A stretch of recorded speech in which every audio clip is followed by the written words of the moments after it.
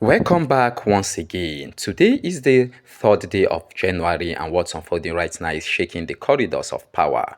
One of the most vocal critics of Nnamdi Kanu, Asari Dokubo, is suddenly under intense scrutiny. And trust me, this isn't just a rumor. Today I'm breaking everything down for you piece by piece so you will fully understand the situation and why it matters a lot. Here's the shocking part. The EFCC is now connecting Asari Dokubo to irregularities involving Abubakar Malami, the former Attorney General of the Federation, who have been accused of fraudulent activities and abuse of power while he was in office.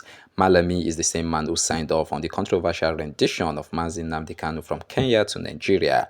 When the EFCC arrested Malami on December 8, 2025, Dokubo stayed silent, which was shocking. It was strange and unlike Dokubo. No statements, no reactions. Now you should think about him. If you had called someone out years ago for wrongdoing and today they finally get arrested, wouldn't you speak up? Dokubo did not, and this silence is telling already. Let's rewind a bit. In 2023, Dokubo publicly linked Malami to fraud within the Niger Delta Development Commission (NDDC).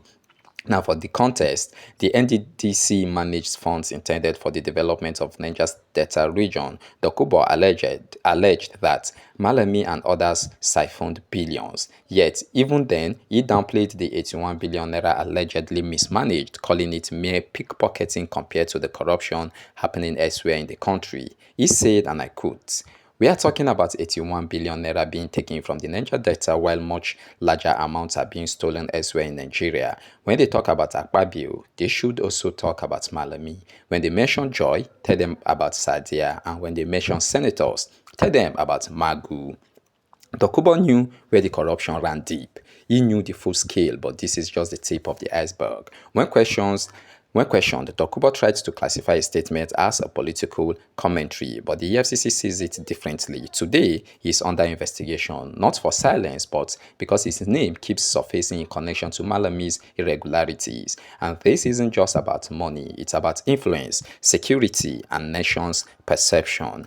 The story doesn't stop there. In June 2021, Dokubo accused the Nigerian Navy of mismanaging oil resources, prompting demands for evidence. Fast forward to 2023, the DSS and EFCC have been tracking every public statement he made, from claiming he had a private military-style company operating in collaboration with the Nigerian army to making remarks on politicians and security issues. Meanwhile, the Nigerian army since then denied ever having anything to do with Asari Dokubo.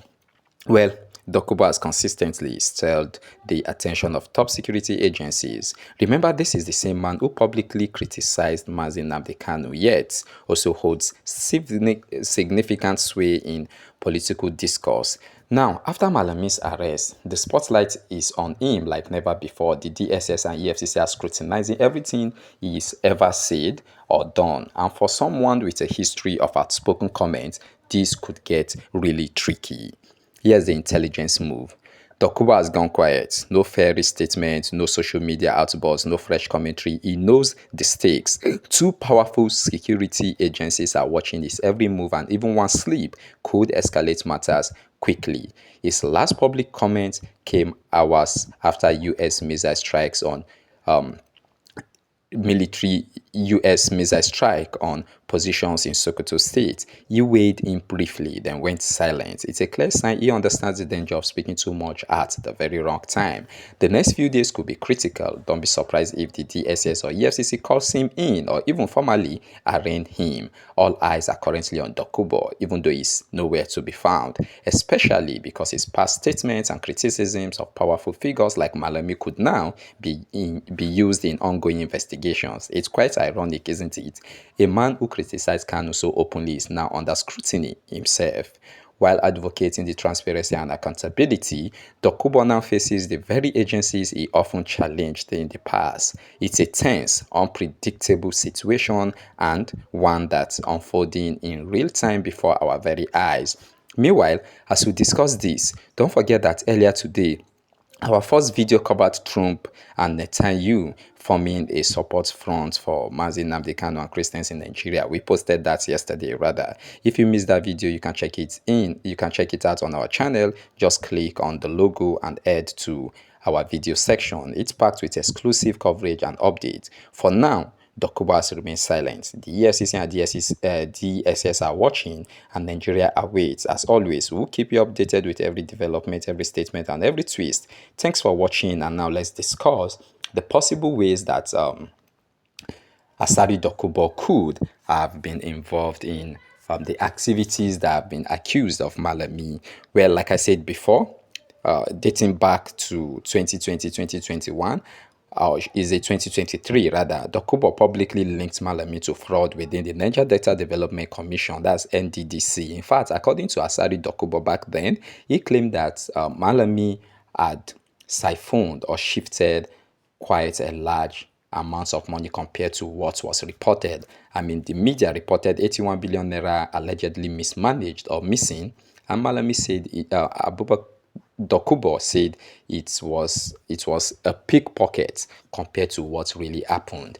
According to Dokubo, he allegedly said that Abubakar Malami siphoned about 600 billion naira, a fund that was meant for the development of Niger Delta. It was meant for the Niger Delta Development Commission, and the Attorney General then serving under Muhammadu Buhari, known as Abubakar Malami, that he siphoned that amount of money.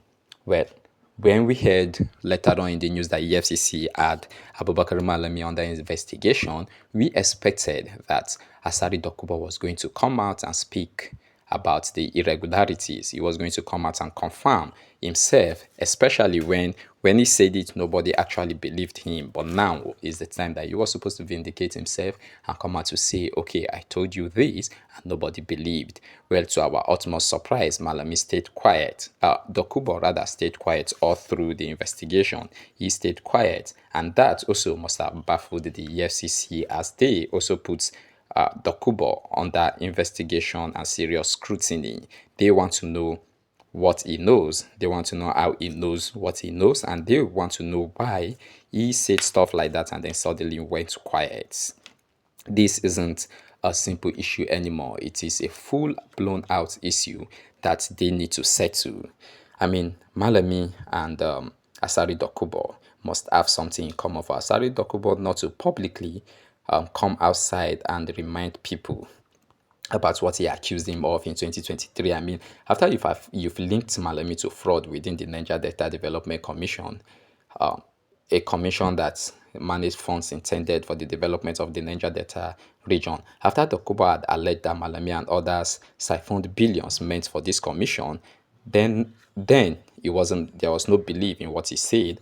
But now that the EFCC has taken Malami to court to the extent that Malami, his son and wife, has been remanded in Kuje prison, we expected Malami to come out to boast and to confirm, except if something somewhere, somehow, is keeping him quiet. Could it be that he's also involved in the irregularities? Anyways, EFCC and DSS are looking for Malami, and there's high tendency that he would be called in for questioning or even officially arraigned, because he must know a thing or two about what has happened. Every single thing, every single way, and every single chance, form and shape, Malami always gets linked to Dokubo, or rather Dokubo gets linked to the irregularities.